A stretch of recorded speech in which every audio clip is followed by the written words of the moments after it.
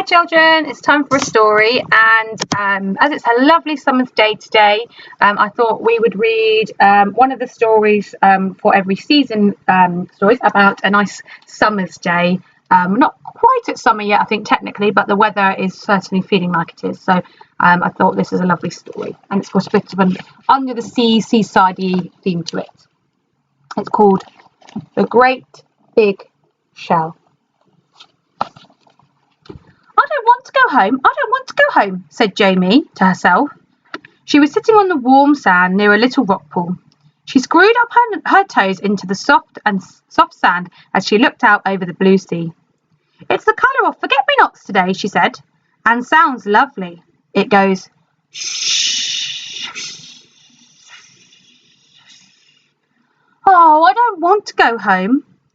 Well, nobody wants to go home after a lovely, lovely holiday. Janie had paddled and bathed and dug castles and gone strimping. She had climbed over the rocks and found a cave behind. But now she had to go home again.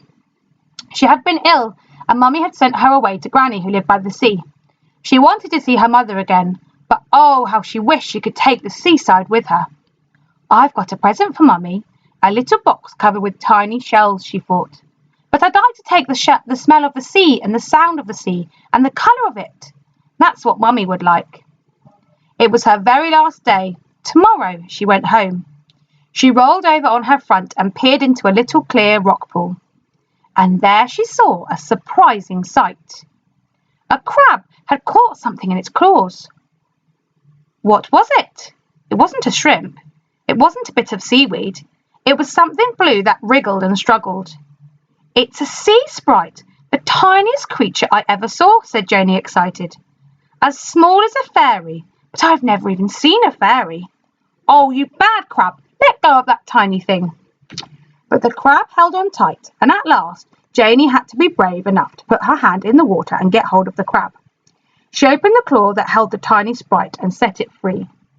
The crab scuttled away sideways and suddenly sank into the sandy bottom of the pool and disappeared. The sea sprite swam up to the top of the pool and spoke in such a high little voice that it sounded like the clink, clink, clink of two pebbles rubbed together. Thank you. That was brave and kind of you. The crab was buried in the sand, and I didn't know he was there. I walked on him, and he put up a claw and caught me. Oh, aren't you tiny, said Janie in wonder, and your frock is as blue as the sea itself, like forget-me-nots. Is there anything you want? Asked the sprite, seating herself on a little stone near Janie. If I can give it to you, I will.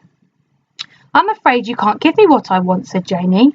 I'm going home, leaving the seaside behind me, and I was just wishing that I could take the smell and the sound and the colour of the sea back home with me to give to my mother.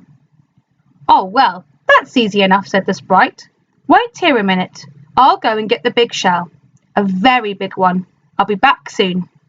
She dived into the pool and disappeared round a corner of the rock. She came back again after a while, dragging a shell as big as herself. She pulled it out of the water and sat down on the stone again. I've brought you the smell and the sound of the sea, she said. I went to a friend of mine who is very clever. I asked him to put the things you wanted into this big shell, so that you could carry them home to your mother. Janie looked at the shell in wonder. Do you mean that? She said. Why, it's like magic.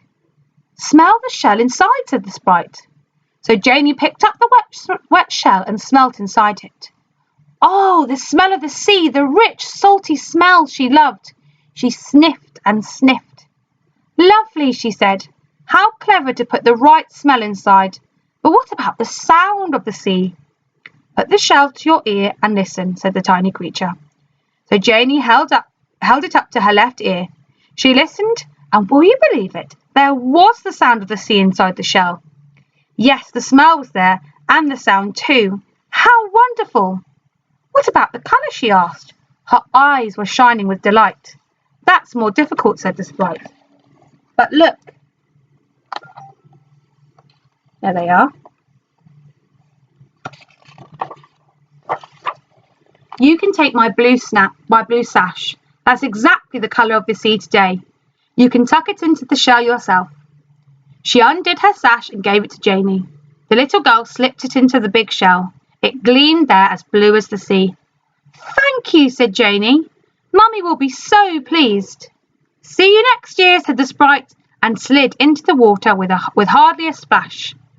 Janey took the shell home to her mother. "It's a beauty. It sits on her mother's mantelpiece as quiet as it can be. But pick it up and put it to your ear. Shh. You will hear the sound of the sea inside the shell and smell it too. If Janey is there, ask her to show you the colour of the sea. And if her best doll isn't wearing it, she will pull the sash from inside of the shell and show it to you. Listen to the next big shell you see. I'm sure you have the sound of the sea inside it, just like Janey's." That was a lovely story, wasn't it? I know that lots of you, when you play with the shells that we've got in our classroom, always say to me, "Look, Miss Hockley, we can hear the sea in the shell." So next time you are at the beach, hopefully it won't be too long before you're back at the beach, but next time you're at the beach, have a little listen, pick up a shell and listen. Can you hear the sea?